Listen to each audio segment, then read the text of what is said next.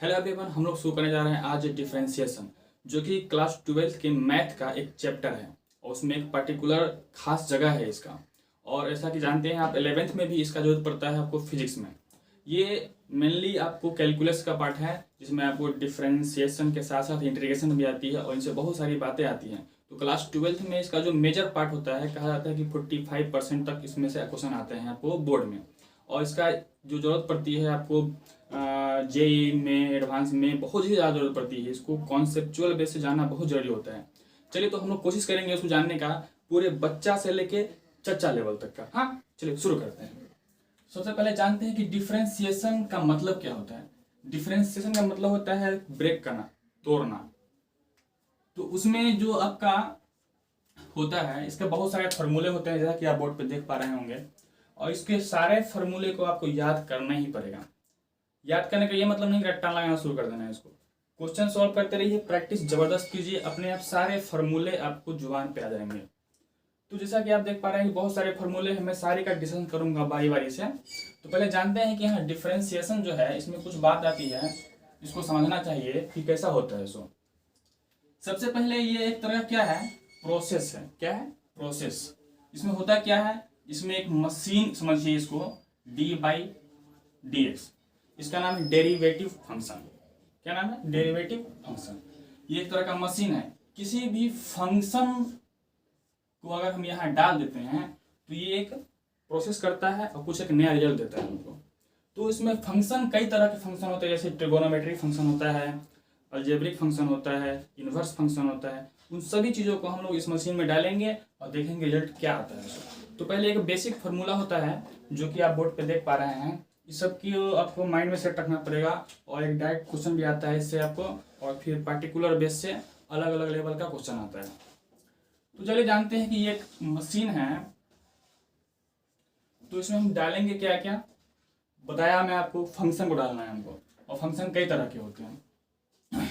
तो जो भी डालेंगे हम लोग फॉर्मूले के अकॉर्डिंग उसको कन्वर्ट करेंगे जब हमारा मेजर प्रॉब्लम आएगा तब। तो फिलहाल जानते हैं हम लोग कि फार्मूला जो हम देख पा रहे हैं अभी 1 बाई 1 करके है, सबसे बेसिक फार्मूला है ये आपका। ये अलजेब्रिक फंक्शन समझ लीजिए एक तरह का ये है। ये आपका क्या है, मशीन है। इस मशीन में हम डाल दिए इसको, क्या है, एक्स के पावर में समथिंग, मतलब कुछ है नंबर। एन मतलब नंबर है, 2 3 4 या फिर हाफ में, या फिर कुछ भी आपके पास कांस्टेंट रहेगा। तो होता क्या है कि जो भी इसके पावर में रहता है, इस मशीन में जाते ही क्या होता है, ये पावर निकल के पीछे लग जाता है और उस पावर में से एक घट जाता है। क्या हुआ, उसके पावर को उठा के पीछे ले आए और उसके पावर में से घटा दिए। जैसा कि आपको एग्जांपल हम दिखाऊं, तो क्या हो गया कि अगर ये मशीन है और हम अगर x टू द पावर 4 ले रहे हैं, तो ये मशीन क्या कर देगा, इसको, इसके पावर को उठा के पीछे ले आया और इसके पावर में से घट गया। मतलब क्या हो गया, 4x³ इसका आंसर हो गया। तो इस मशीन का मेन काम ये था। अगर इस तरह का फंक्शन आपके पास आया तो इस तरह के फंक्शन से आपका ये फार्मूला भी बनता है। जैसा कि अपने पास ये वाला फार्मूला है, इसी से बनता है। फिर आपका ये वाला भी इसी से बनता है, ये वाला भी इसी से बनता है। तो ये 3 जो फार्मूला देख पा रहे हैं आप, ये इसी फंक्शन पे काम करता है, इसी प्रोसेस पे काम करता है। आपको इसको हम देखेंगे कैसे आगे होता है इसको। बाकी ये आपके पास ट्रिगोनोमेट्रिक फंक्शन है, जो क्लास 10 से जानते हैं आप। तो अगर इस 6 को अगर हम इस मशीन में रखते हैं तो क्या क्या हो रहा है, क्या क्या आ रहा है, रिजल्ट आपके पास सामने दिख रहा होगा। तो शुरू करते हैं हम लोग बारी बारी से। साइन का होता है कॉस, और कॉस का साइन। टेन का सेक स्क्वायर, कॉट का माइनस कोसेक स्क्वायर। अब देखिए, प्लस माइनस का जो खेल है ना, उसका बहुत ही आसान तरीका है आपको प्लस माइनस को पकड़ने का। तो जितने भी आपके 6 ट्रिगोनोमेट्रिक फंक्शन हैं, जितने भी सी से शुरू होने वाला होगा, उसके आंसर में माइनस लगा दीजिए। जैसे देख पा रहे हैं आपकी C4 कॉस होता है, तो इसके आंसर में लग गया माइनस। C4 कॉट होता है तो उसके माइनस में लग गया, सॉरी आंसर में लग गया माइनस। वैसे कॉसेक के आंसर में माइनस लग गया। तो आपको माइनस का उतना टेंशन लेने की जरूरत नहीं है आपको। तो जरूरत क्या है आपको, इसको याद करने की कि साइन का कॉस, कॉस का साइन, टेन का सेक स्क्वायर, कॉट का कोसेक स्क्वायर। सेक का सेक के साथ टेन आता है और कोसेक का कोसेक के साथ कॉट आता है। तो पहले ये 6 ट्रिगोनोमेट्रिक फंक्शन का डिफरेंशिएशन हमारे पास ये हुआ आपका। उसके बाद आपको लॉगरिथमिक फंक्शन है, log x का डायरेक्ट 1/x आता है आपके पास, log x का 1/x जो यहाँ पे रहेगा वो उठ के यहाँ भाग जाता है नीचे में।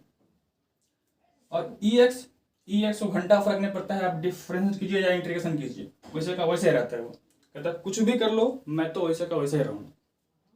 तो एक स्पेशल टाइप का है जो कुछ फर्क नहीं पड़ता है, इंटीग्रेशन कर दीजिए या डिफरेंशियल कर दीजिए वही का वही रहेगा।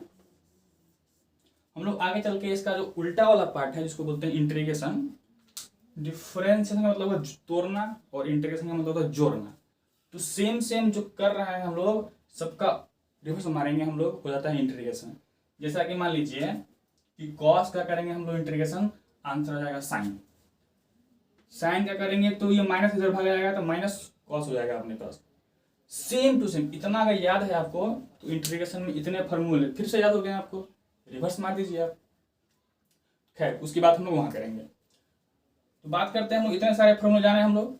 अगला जानते हैं ये क्या है आपके पास, a⁴x।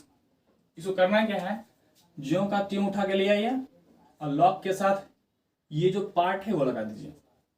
क्या हो गया, ax log a।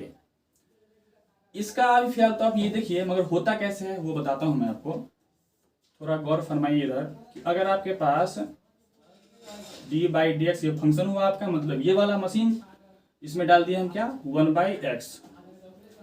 ये जब x नीचे में है तो पावर में क्या 1 छुपा हुआ रहता है, इसको धक्का मार के ऊपर ले आएंगे तो क्या हो जाएगा हमारे पास x के पावर में -1 हो गया। अब ये वाला रूल लागू कर दीजिए कि जो पावर है पिछू ले आएंगे, पावर में से फिर घटा देंगे हम लोग, तो कितना है अपने पास पावर -1 पिछू ले आए और जो पावर ऑलरेडी पहले से है उसमें से एक घटा दिए, बताइए कितना हो गया -1 × x -x पावर कितना हो गया -2। फिर इसको मुक्का मारी नीचे भाग गया तो कितना बचा हमारे पास पावर हो गया प्लस। तो आ गया हमारे पास ये। डायरेक्ट इसको आप याद रखिए, मगर होता कैसे है ये भी जानकारी आपको होनी चाहिए। सेम उसी तरह से देखिए √x का होता है। रूट मतलब होता है कि अगर कहीं पे ये रूट लगा हुआ है किसी में भी, मतलब कि पावर में हाफ है। चलिए अब ये मशीन में रखे हुए हैं हम लोग √x को, यानी कि x के पावर में हाफ है। फिर ये वाला रूल लागू कर दीजिए, पावर को पीछे ले आइए, पावर कितना हाफ पीछे ले आए, जो पावर है उसमें से 1 सब्ट्रैक्ट कर दीजिए।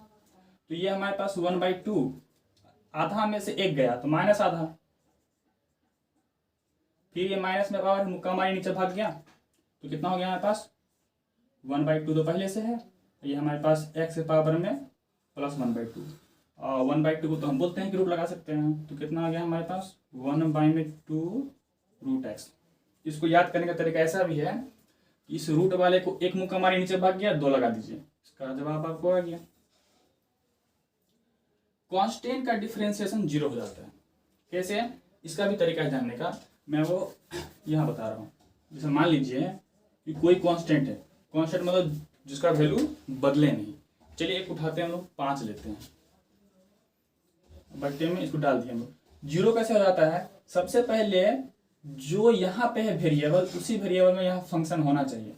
चलिए तो इसको लाते हैं उठा के हम लोग, क्या इसको ऐसे कर सकते हैं हम लोग कि 5 × 1, अब 1 को ऐसे कर सकते हैं हम लोग 5 × में x⁴0, किसी की पावर 0 मतलब क्या होता है 1 होता है। हमारा x में आ गया फंक्शन अपने पास dy/dx, जो कांस्टेंट है वो पीछे भाग आता है, अपने पास क्या बचा x⁴0/dx। अब क्या बोले हुए हैं आपको हम कि ये तो कांस्टेंट रुका हुआ रहेगा, जो काम होगा इसका होगा। अब मशीन जो है dy/dx इसको क्या करेगा, इसके हिसाब से काम करेगा। पावर में कितना है 0 पीछे आ गया और x पावर कितना हो गया 0 में से 1 घट गया।